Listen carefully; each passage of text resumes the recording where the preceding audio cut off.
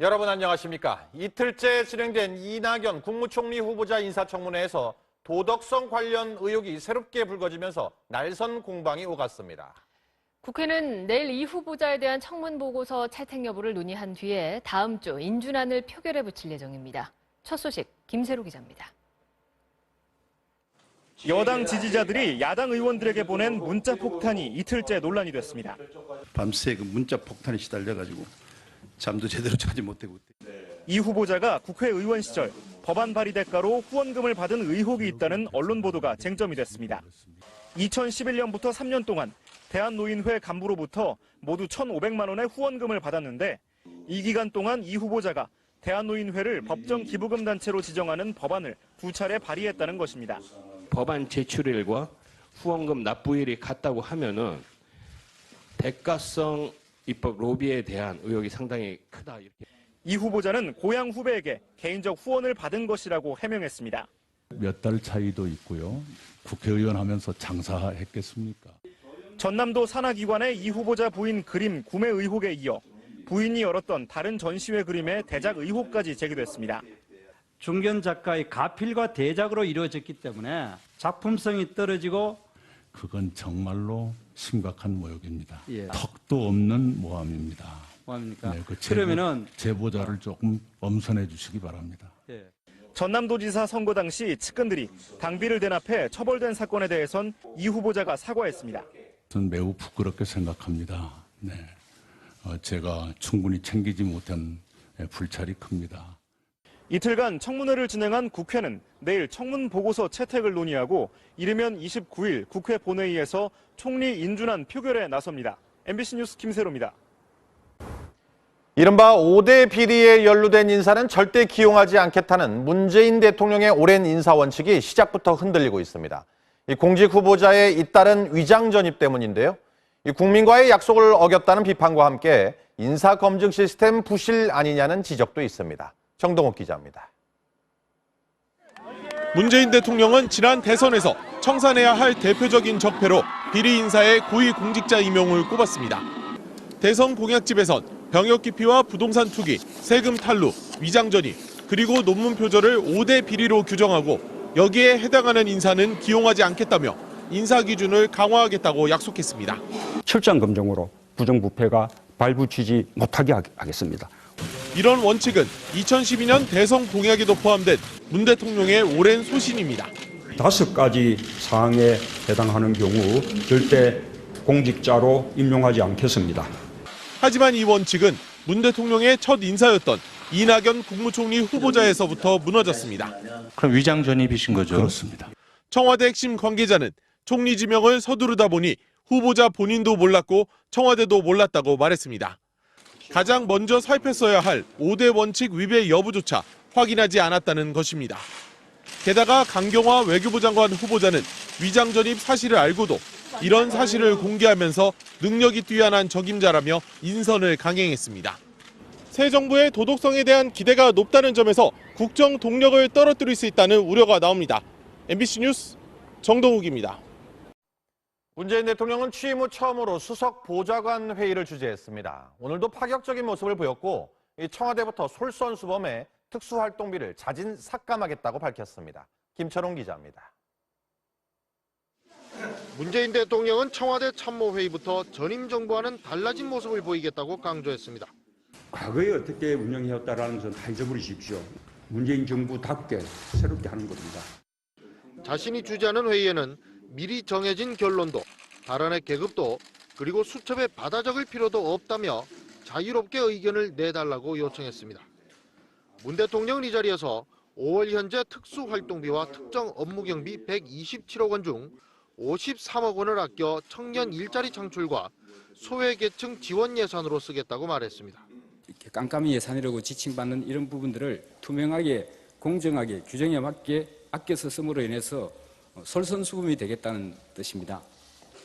내년도 특수활동비와 특정 업무경비도 올해보다 50억 원을 줄여서 요구할 것이며 공식 행사를 제외한 모든 비용은 대통령의 급여에서 공제하게 된다고 청와대는 설명했습니다. 문 대통령은 또 일자리 추경안이 6월 국회에서 반드시 처리될 수 있도록 최선의 노력을 다해달라고 당부했습니다. MBC 뉴스 김천홍입니다.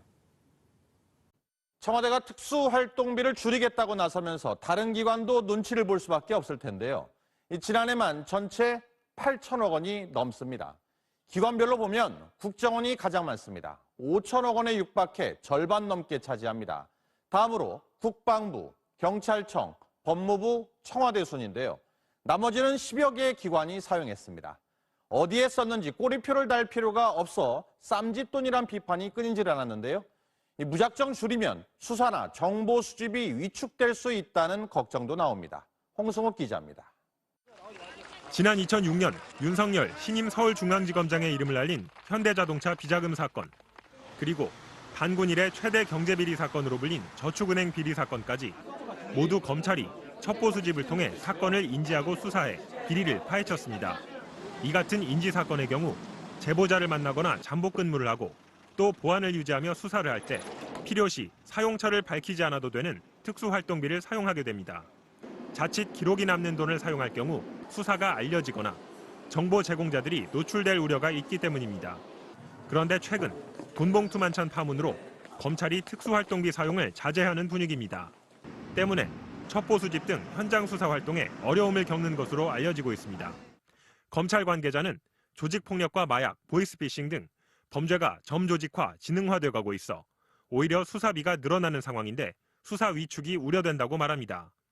개인 쌈짓돈처럼 쓰는 건 철저히 막아야겠지만 자칫 검찰의 직접 수사권을 약화시키려는 것 아니냐는 목소리도 나오고 있습니다. 가장 많은 특수활동비가 책정돼 온 국가정보원도 대북 정보 수집에 장애를 받을 거란 지적입니다. 비밀리에 이루어지는 첩보 업무를 일일이 승인받아야 한다면 활동이 제한될 수밖에 없고 다른 국가기관들과의 정보 수집 경쟁에서도 뒤처질 거란 분석입니다. MBC 뉴스 홍승욱입니다. 여당과 청와대 사이에 당직자 인사 문제로 신경전이 벌어졌습니다. 여당 대표가 공개적으로 불쾌감을 드러내기까지 했는데요. 양측은 서둘러 진화에 나섰습니다. 김민찬 기자가 취재했습니다. 대선 직후 청와대로 차출됐던 더불어민주당의 당직자 6명이 어제 돌연 당으로 복귀했습니다. 복귀 이유를 두고 여당이 복귀 지시를 했다는 청와대와 일방적으로 돌려보냈다는 당의 주장이 정면으로 충돌했습니다. 추미애 대표가 청와대 비서관과 행정관 자리에 당직자 몫을 요구했다가 거부당하자 철수시켰다는 말까지 돌았습니다. 그러자 추 대표는 SNS를 통해 공개적으로 불쾌감을 드러냈습니다. 추 대표는 청와대 인사에 당은 개입하지 않는다고 못 박으면서 고생과 헌신으로 정권 창출에 몸을 던진 당의 명예와 사기를 훼손할 수 있는 언급을 참기 힘들다고 직격탄을 날렸습니다. 당청 갈등설로까지 번지자 양측이 친화에 나서면서 당에 복귀한 당직자 6명이 다시 청와대로 돌아가기로 했습니다. 또 순환보직 형태로 추가 인원도 청와대에 파견하기로 했습니다. 일단 봉합됐지만 당청 갈등이 언제든 표출될 가능성은 남아 있습니다. 앞서 대선 선대위 구성 과정에도 추 대표 측과 임종석 당시 후보 비서실장이 인선을 놓고 신경전을 벌였습니다. 대선 직후 추 대표가 여당이 내각 인사를 추천하는 기구를 두도록 당원을 고치려다 청와대 측 반발로 포기하기도 했습니다. MBC 뉴스 김민찬입니다.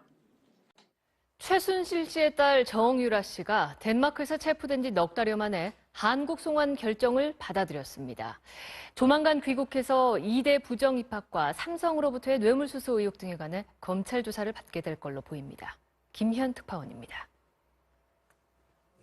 덴마크에 구금돼 있는 최순실 씨의 딸 정유라 씨가 한국 송환을 거부하며 제기했던 항소심 소송을 자진 철회했습니다. 지난 1월 덴마크 올보로에서 경찰에 체포된 지 144일 만입니다.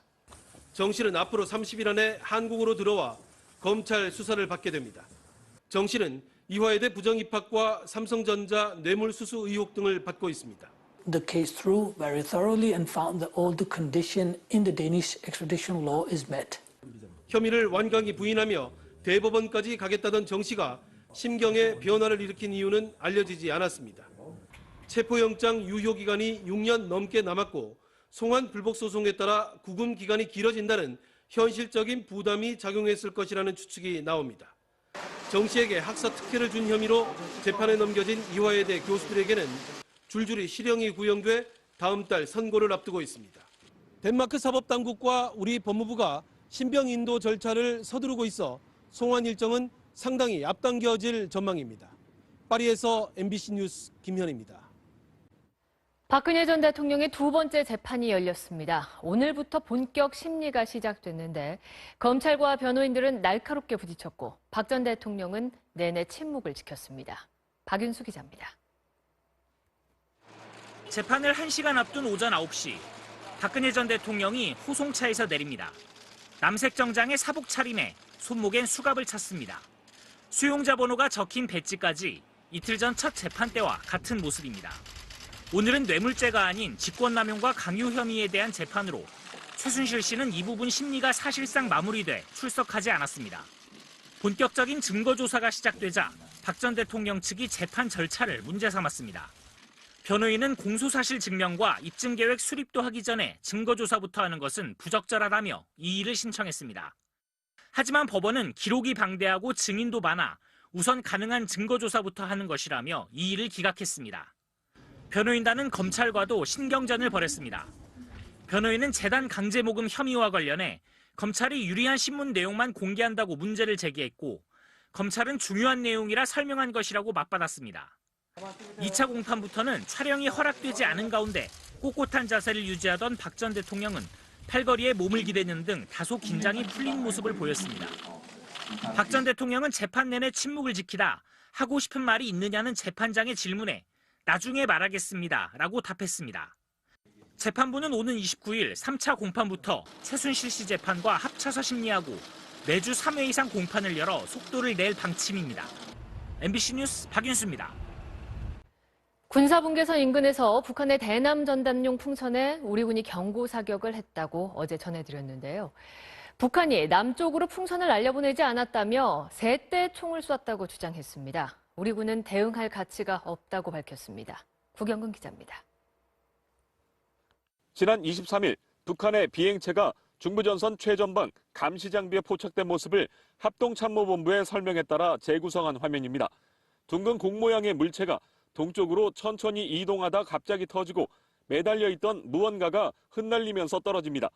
군 당국은 이 영상과 함께 비행체의 속도, 풍향을 살펴본 뒤 북한이 내려보낸 대남전단 풍선이라고 결론 내렸습니다. 그런데 북한이 이틀 만에 관영 매체를 통해 당시 비행체는 풍선이 아닌 새떼였다고 주장했습니다. 우리 군이 무턱대고 경고 방송을 한 뒤 450여 발의 기관총을 난사하는 등 군사 도발에도 나섰다고 맹비난했습니다. 남조선 사회의 반과국 적대감을 조장하고 조선반도의 정세를 험악한 대결 국면에 못 박아들이는 불순한 속내의 연장이다. 합동참모본부는 북한군의 일방적 주장이라며 대응할 가치가 없다고 일축했습니다. 특히 군 당국은 살포된 대남 선전물을 수거했는데 핵무력을 찬양하고 사드 배치를 반대하는 내용의 전단과 CD가 들어있었다고 설명했습니다. 전방 접경 지역 일대에서 대남 전단을 수거한 것으로 확인했습니다. 북한은 또 과거에 감행했던 군사 도발마저 또다시 우리 탓으로 돌렸습니다. 지난 2015년 비무장지대 목함지뢰 도발과 2010년 우리 해군의 천안함 폭침은 자신들의 소행이 아니라고 전면 부인했습니다. MBC 뉴스 구경근입니다. 문재인 대통령이 조국 민정수석에게 국가인권위원회의 위상을 높이라고 지시했습니다. 야당은 검경 통제를 위한 초법적 발상이라고 반발했습니다. 이재민 기자입니다. 국가인권위원회 대통령 특별보고가 부활합니다. 법에 따라 인권위는 대통령에게 특별보고를 할 수 있지만 박근혜 정부에선 한 차례도 없었습니다. 인권위가 정부 각 부처 내의 인권 침해의 파수꾼 역할을 다해주기를 기대하고 있습니다. 문재인 대통령은 각 부처와 공공기관에 전부 수용하는 비율이 절반도 안 되는 인권위 권고 수용률을 높이라고 지시했습니다. 강제할 법적 근거가 없기 때문에 기관장 평가 항목에 인권위 권고 수용 지수를 넣는 방안까지 검토하기로 했습니다. 수사권 조정을 원하는 경찰에도 인권 보호 방안을 주문했습니다. 수사권 조정의 필수적 전제로서 인권 친화적 경찰을 어떻게 구현할 것인지. 여당인 더불어민주당은 국민 인권을 강화하고 유명무실했던 인권위가 재기능을 하게 됐다며 환영했습니다. 그러나 자유한국당은 삼권 분립 예외 조직인 인권위에 무소불위 권한을 주어 검찰과 경찰을 통제하겠다는 초법적 발상이라고 우려했습니다. 권력 입맛에 맞는 사람들로 구성하는 이를 막을 제도적 장치가 필요하다면서 북한 인권 문제와의 형평성 문제도 제기했습니다. 북한 인권 재단을 만드는 데는 철저하게 외면하고 비협조적으로 나오고 있습니다. 청와대는 개헌 과정에서 인권위를 헌법 기구화하는 방안도 추진할 전망입니다. MBC 뉴스 이재민입니다. 여러분 안녕하십니까? 이틀째 진행된 이낙연 국무총리 후보자 인사청문회에서 도덕성 관련 의혹이 새롭게 불거지면서 날선 공방이 오갔습니다.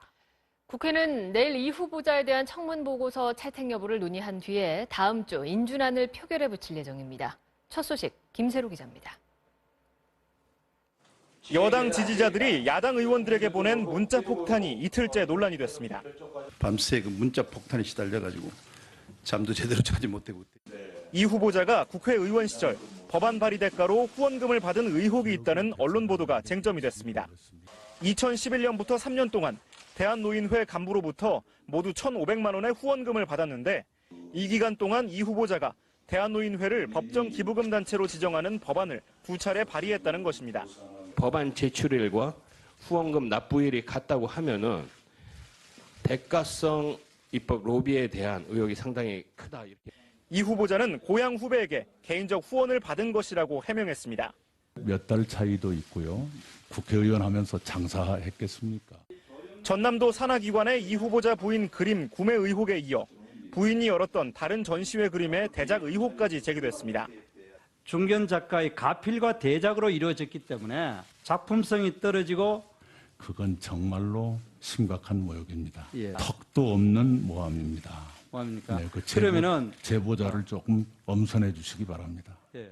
전남도지사 선거 당시 측근들이 당비를 대납해 처벌된 사건에 대해선 이 후보자가 사과했습니다.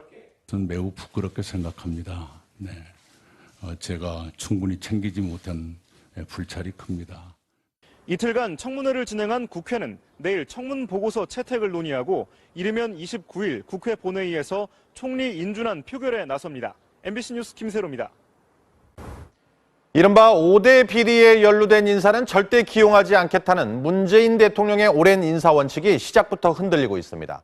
이 공직 후보자의 잇따른 위장 전입 때문인데요. 이 국민과의 약속을 어겼다는 비판과 함께 인사 검증 시스템 부실 아니냐는 지적도 있습니다. 정동욱 기자입니다.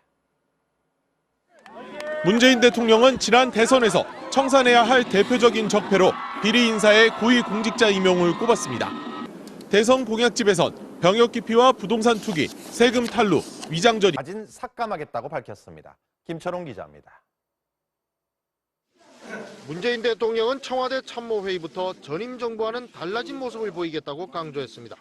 과거에 어떻게 운영해왔다라는 것은 다 잊어버리십시오. 문재인 정부답게 새롭게 하는 겁니다. 자신이 주재하는 회의에는 미리 정해진 결론도, 발언의 계급도, 그리고 수첩에 받아 적을 필요도 없다며 자유롭게 의견을 내달라고 요청했습니다.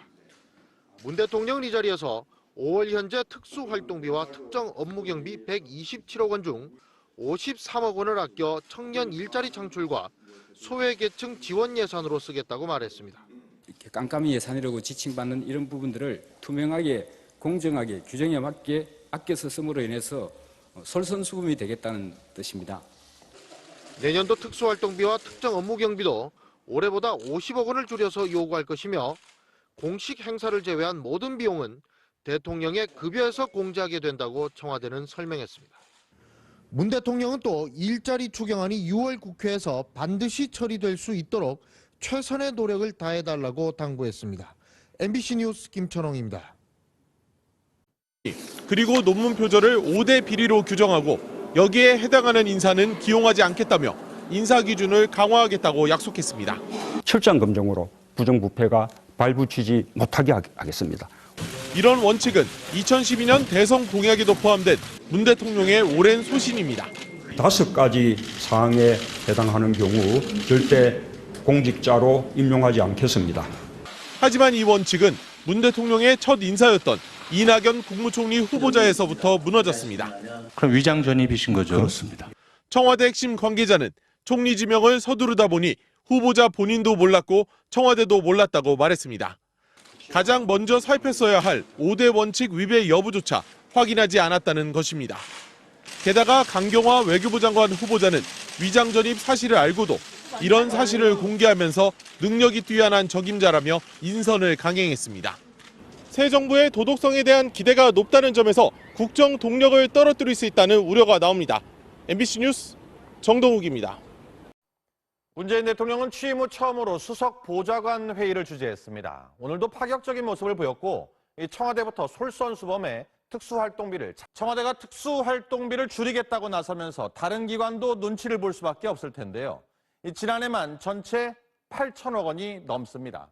기관별로 보면 국정원이 가장 많습니다. 5천억 원에 육박해 절반 넘게 차지합니다. 다음으로 국방부, 경찰청, 법무부, 청와대 순인데요. 나머지는 10여 개의 기관이 사용했습니다. 어디에 썼는지 꼬리표를 달 필요가 없어 쌈짓돈이란 비판이 끊이질 않았는데요. 무작정 줄이면 수사나 정보 수집이 위축될 수 있다는 걱정도 나옵니다. 홍승욱 기자입니다. 지난 2006년 윤석열 신임 서울중앙지검장의 이름을 날린 현대자동차 비자금 사건, 그리고 반군 이래 최대 경제비리 사건으로 불린 저축은행 비리 사건까지 모두 검찰이 첩보 수집을 통해 사건을 인지하고 수사해 비리를 파헤쳤습니다. 이 같은 인지 사건의 경우 제보자를 만나거나 잠복 근무를 하고 또 보안을 유지하며 수사를 할 때 필요시 사용처를 밝히지 않아도 되는 특수활동비를 사용하게 됩니다. 자칫 기록이 남는 돈을 사용할 경우 수사가 알려지거나 정보 제공자들이 노출될 우려가 있기 때문입니다. 그런데 최근 돈봉투 만찬 파문으로 검찰이 특수활동비 사용을 자제하는 분위기